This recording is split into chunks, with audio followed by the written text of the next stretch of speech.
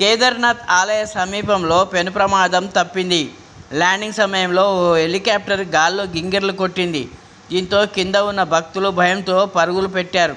Pilot చకచక్యంగా సేఫ్గా landing చేయడంతో అందరూ ఊపిరి పీల్చుకున్నారు. మామూలుగా ట్రెక్కింగ్ చేయలేని భక్తులు హెలికాప్టర్లో ఆలయం వద్దకు వెళ్తారు.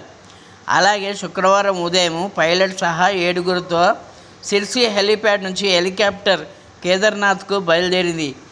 అయితే హెలికాప్టర్ సాంకేతిక కారణాలతో అత్యవసరంగా ల్యాండ్ అయింది.